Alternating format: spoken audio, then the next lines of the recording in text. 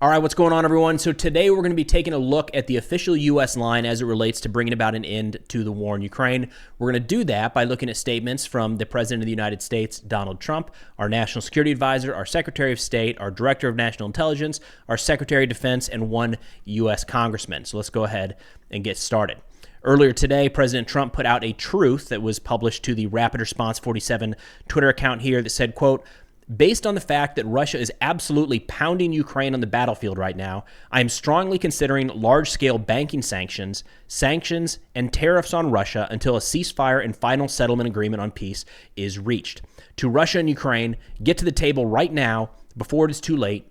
Thank you." Now, there has been some pushback that the Trump administration has been using, you're talking about carrots and sticks to get people to the negotiating table, that we've been using the stick for Ukraine and just carrots for Russia, as in not threatening Russia or not forcing them to the table, if you will. And this kind of came out in a piece earlier today by Barak Ravid in Axios, where he said a senior White House official said that, quote, "Trump's rage has been intensifying in recent days due to Russia's behavior and its escalation of strikes on Ukraine at the same time that he's been pushing for a ceasefire."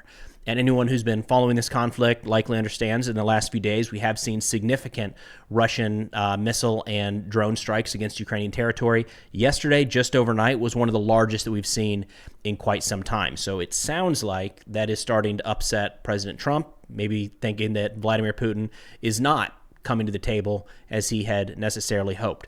But let's shift over to some direct statements here, this coming from the National Security Advisor, Mike Waltz. The president has been crystal clear, and he's been clear to all sides. The fighting has to stop. Both sides need to get to the table. We had a good engagement. Both leaders have said only President Trump could do so, and only he has been able to do so. We had an initial engagement with the Russians. The Ukrainians had a great opportunity to bind our economies together through that mineral deal. Unfortunately, that didn't go so well. But we think we're going to get things back on track.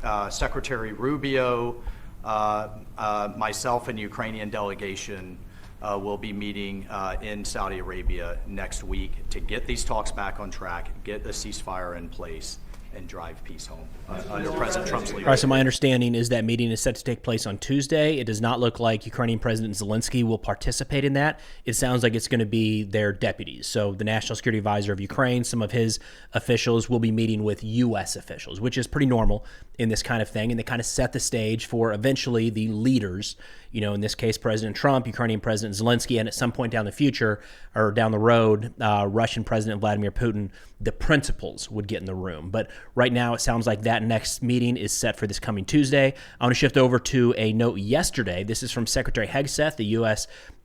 Secretary of Defense, in a response yesterday talking about the ongoing negotiations. This was a question he actually circled back to Missy Ryan of the Washington Post. The question was not caught on camera here, so I want to set this up for you. She said, and this is a meeting with both Secretary Healy, the Minister of Defense for the United Kingdom, was here as well. So she said, "Secretary Healy, a question for you. Obviously, both have referenced this strong historic relationship. At the same time, what does it mean for the UK that its closest ally is now voicing the same narrative that Russia is voicing via the war in Ukraine and seeming to align itself more closely with Russia versus what it has done in the past?" So that was Missy Ryan of the Washington Post asking that question of the UK Minister of Defense. Later in that Q&A section, Secretary Hegseth came back and answered that question himself. Here's his response. To the previous question from the Washington Post, the press is interested in narratives. Our president is interested in peace. So we will get characterized one way or another. Oh, your stance is pro-Russia or it's all garbage. The president got elected to bring peace in this conflict, and he is working with both sides in a way that only President Trump can. Let's be clear. Only President Trump can, to bring them to the table to end the killing. And I can tell you from being behind the scenes, he is laser focused on making that happen, and we're closer today than we've ever been because of his leadership. Thank you very much, Preston. So a couple things. First off, I love how stoic everybody else is in that room. Anytime there's something going on in the Pentagon, you see all the deputies and everybody sitting around just laser focused, right? Super professional. But it was interesting that Secretary Hegseth chose to circle back to this question. It wasn't asked directly of him. He didn't necessarily answer all of the questions that came to the Minister of Defense for the UK, but this one clearly something that is, I would say, on the mind of the current administration. There's been a handful of clips here where they're really pushing back on this media narrative, if you will, of the United States taking Russia's side or siding more with Russia in this conflict. In fact, that was kind of the focus of an interview, or at least this segment of an interview, with the Director of National Intelligence, Tulsi Gabbard, just yesterday. You know, we have heard this before over and over and over again, this same tired tactic that anyone who dares to stand for peace, as President Trump has, as I have, as J.D. Vance has, as so many others have, saying that we need to end the killing, the senseless loss of life that this tragic war has waged for years now. They accuse us of being Russian assets or puppets of Putin. It really is quite disgusting in my own view, and really speaks to the influence that the warmongers, the military-industrial complex, has. They can't answer to really what President Trump's call is for peace. So instead, they throw out these smears and lies and accusations that I think the American people are seeing right through. You know. So that's definitely been a focus just in the last 24, 48 hours here, kind of pushing back on that specific talking point. But again, based off of some of the reporting coming from the White House, it looks like we might start to see some additional sanctions layered on Russia, some pushing of Russia in this process as well. But I do think it's notable that that does seem kind of a uniform across the board. Every principal right now is pushing back on that idea that the United States is currently siding more with Russia than Ukraine. Little different approach taken by Secretary of State Rubio, who zeroed in more on just peace isn't bad. This is the process to get to peace. Let us pursue this process to see if we can bring about an end to the killing. Let's give it a listen. Talks feasible only if the United States is willing to also provide security guarantees to Ukraine. That was the point that President Zelensky was also making in the Oval Office. Well, the security guarantees, which I actually like to call deterrence of a few, is all contingent upon there being a peace. Everybody's saying security guarantees to secure the peace. You first have to have a peace. We don't even know if the peace is possible. And this was understood by the Ukrainians. It was explained to them repeatedly. And that is, here's our strategy. We're trying to get Putin to a negotiating table. Let's not everyone knows the history here, the back and forth. We understand that. We all understand that. But the question now is, can we get them to a table to negotiate? That's our goal. Don't do anything to disrupt that. And that's what Zelensky did, unfortunately, is he found every opportunity to try to Ukraine-splain on every issue. Then he confronts the vice president. When the vice president... Has anybody heard the term Ukraine-splain before? That's the first time I've heard that, the Ukraine-splain. I wonder if we're going to hear more of that going forward. The president says the goal here is diplomacy. He immediately jumps in and challenges the vice president. Well, what kind of diplomacy? So we all understand, okay, that Putin is not going to be an easy negotiator in this regard. We all get that. But we have to start the process to see if something is even possible. And I honestly am puzzled. I just don't understand. The Biden administration berated Benjamin Netanyahu and the Israelis, put all kinds of conditions and pressure on them to try to get a ceasefire. In this particular case, we've been nice by comparison. And all we're trying to do here is figure out whether a peace is possible.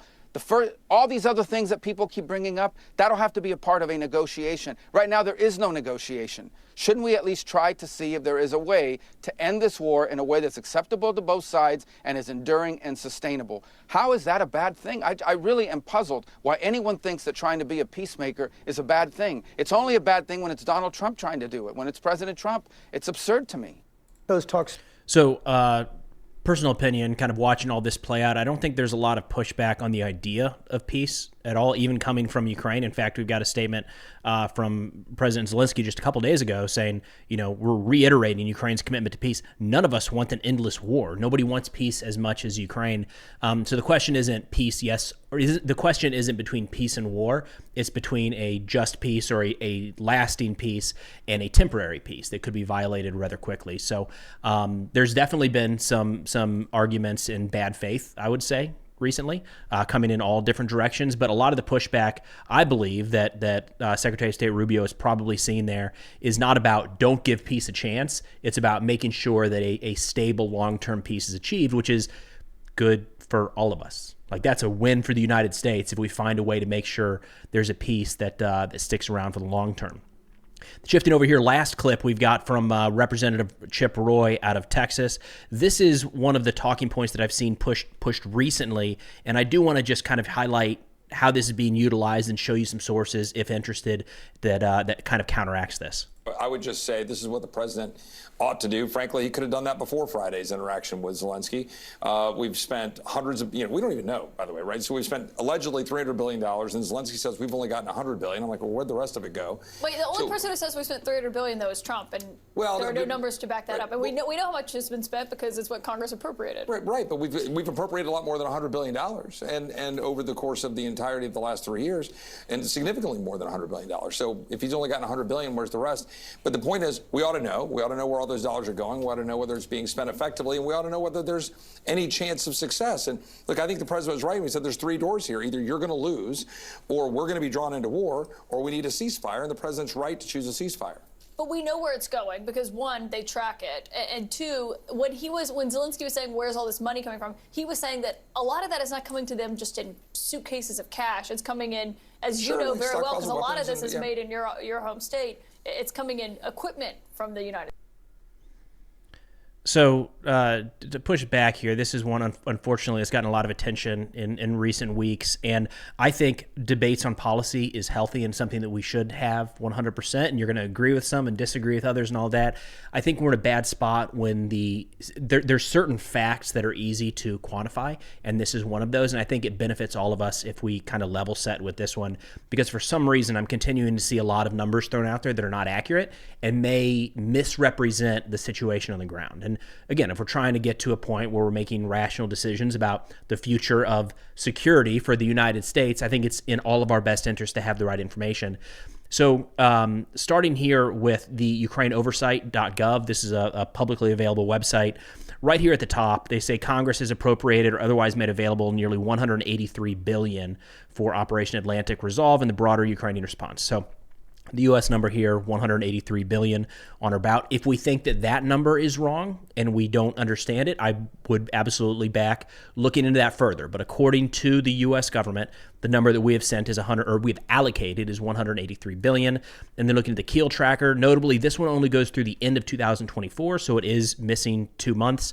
But as of the end of 2024, Europe had allocated here, roughly, 248 billion. So even going off of those two numbers, Europe has allocated more than the United States. I just want to make sure that, and I have no problem with Ukraine or with Europe taking a leading role here at all. And a lot of the points of Europe should be doing more than the United States, I think, are well-founded. But again, pull it back. We've got the Keel Institute here and UkraineOversight.gov if you want to look at those the sources of those two pieces of data. And kind of wrapping up here, where everything kind of sits right now is the most recent kind of announcement from Ukrainian President Zelensky is that he is ready to sign the agreement on minerals and security. This was a couple days ago. We haven't really seen any movement from the United States. It's not clear if that agreement has changed or if this is something that they'll be addressing on Tuesday. But I think as we're recording this, Friday afternoon, March 7th, 2025, the next big update related to any sort of peace between Ukraine and Russia will probably come Tuesday out of statements from the United States and Ukraine as they meet in Saudi Arabia. But that's all I've got for now. Thanks for watching, and I'll see y'all next time.